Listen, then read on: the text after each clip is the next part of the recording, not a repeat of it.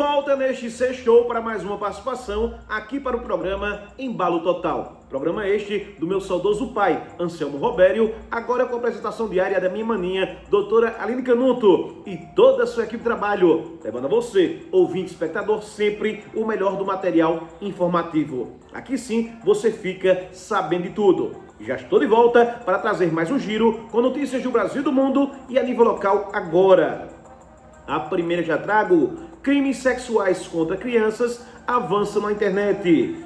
Meu amigo, minha amiga, a violência contra crianças e adolescentes está mudando de perfil no Brasil e migrando cada vez mais para a internet. É o que mostram dados do 20º Anuário Brasileiro de Segurança Pública, divulgado pelo Fórum Brasileiro de Segurança Pública. De acordo com o levantamento, o país passou a registrar um aumento dos crimes praticados no ambiente digital, especialmente os relacionados à exploração sexual infantil. Pela primeira vez, o Fórum Brasileiro de Segurança Pública analisou microdados nacionais sobre crimes de exploração sexual infantil no ambiente virtual. Os casos de produção, posse ou distribuição de material dessa natureza aumentaram 25,3% entre 2024 e 2025, chegando a 4.063 vítimas. O estudo mostra que 84,2% das vítimas são meninas e 15,8% são meninos. A maior concentração está entre adolescentes de 14 e 15 anos. A distribuição por faixa etária foi a seguinte: em primeiro, 14 e 15 anos, 30%. 12 e 13 anos aparece em segunda colocação com 26,8%. 16 e 17 anos, 21,5% na terceira posição. Em quarto, de 9 a 11 anos, com 13,9%. Vale lembrar que mais de um terço dos autores são adolescentes. Outro dado que chamou bastante a atenção dos pesquisadores foi o perfil dos autores. Em 86,5% dos registros havia apenas homens envolvidos. No entanto, 34,2% dos autores identificados eram adolescentes, o que representa mais de um terço dos casos. Entre os autores do sexo feminino, os casos com autoria múltipla foram mais frequentes do que aqueles com apenas uma autora. A participação de meninas em crimes praticados em grupo foi de 9,1%, ante 4,4% nos casos cometidos individualmente. Segundo o Fórum, a presença expressiva de adolescentes entre os investigados reforça a necessidade de políticas públicas voltadas à prevenção, à educação digital e à responsabilização de jovens envolvidos nesses tipos de crimes. Vale lembrar que os pesquisadores destacam ainda que o combate a esse tipo de violência depende do fortalecimento das políticas de proteção à infância e à adolescência, também do monitoramento das plataformas digitais e de ações de conscientização voltadas a famílias, escolas e adolescentes sobre os riscos e as consequências desses crimes. Brasil teve média de 4 golpes registrados por minuto em 2025, afirma estudo. O Brasil vive uma epidemia de golpes, não tem para onde correr. Os registros de estelionatos cresceram 429,8% desde 2018, segundo dados do Anuário Brasileiro de Segurança Pública. Foram 2.261.055 ocorrências registradas no ano passado, média de 258 por hora, ou 4 por minuto, e alta de 2,7% em relação a 2024, segundo afirma um estudo que existe desde 2011 e mapeia os registros criminais feitos pela Secretaria de Segurança Pública dos 26 estados e do Distrito Federal. O número é recorde e inclui casos mais tradicionais, em que os golpistas usam encenações, cenários falsos e documentos físicos e fraudes digitais por meio de links, aplicativos, redes sociais e, é claro, IA. O aumento dos golpes digitais foi de 20,6%, com mais de 346 mil casos no ano passado. Os autores do estudo do Fórum Brasileiro de Segurança Pública afirmam que o aumento dos estelionatos que vem na contramão da queda registrada de roubos e furtos é explicado por mudanças de hábitos da população e também na dinâmica do crime organizado. O número total de roubos registrados caiu 18,3%, de 745.193 para 110.959.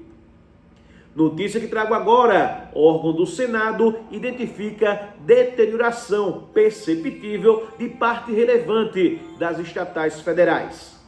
A Instituição Fiscal Independente, IFI, ligada ao Senado Federal, avaliou que indicadores financeiros confirmam uma deterioração perceptível da saúde financeira de parte relevante das empresas estatais federais, tanto dependentes quanto não dependentes, o que eleva o risco para o Tesouro Nacional. Essa deterioração não é uniforme, nem decorre de uma única causa, mas os dados levantados pela IFI permitem identificar padrões que merecem atenção do ponto de vista da gestão física, acrescentou o órgão por meio do relatório de acompanhamento fiscal de julho. O órgão explicou que essa piora ela é evidenciada por patrimônio líquido negativo, fluxo de caixa operacional deficitário e margem operacional negativa de algumas empresas, como a Codevasf, Correios, Engepron e a Infraero. Por conta disso, a IFI avalia que há um aumento de risco fiscal para o Tesouro, seja pela possibilidade de aportes e suplementações orçamentárias às estatais dependentes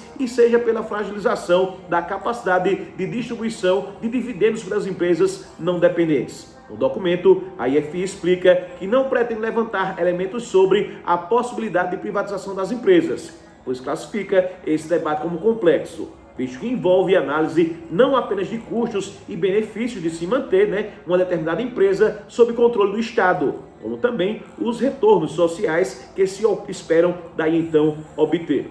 No projeto de lei de diretrizes orçamentárias de 2027, encaminhado ao Congresso Nacional em abril deste ano, o governo federal admite que as empresas estatais federais em déficit desde 2023 continuarão no vermelho até 2030. O termo déficit significa que o gasto somado dessas estatais for maior do que a receita que elas conseguiram gerar durante o ano.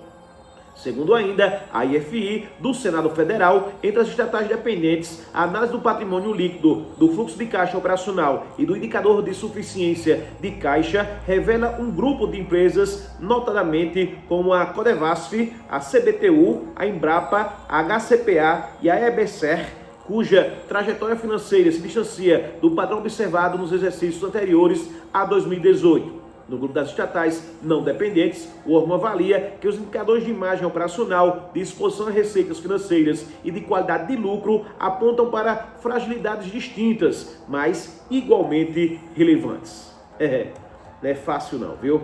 Bom, por aqui encerro também mais uma participação, nela falando em nome dos maiores e melhores anunciantes do rádio palmeirense, do rádio alagoano. E chego aqui falando da qualidade e variedade que a Drogaria LG Farma possui. São os melhores preços de medicamentos, fraldas e perfumaria em geral. Nosso disco entrega, o único que trabalha de domingo a domingo, atende o seguinte número: 99938-5505. Drogaria LG Farma, nossa receita é sua saúde.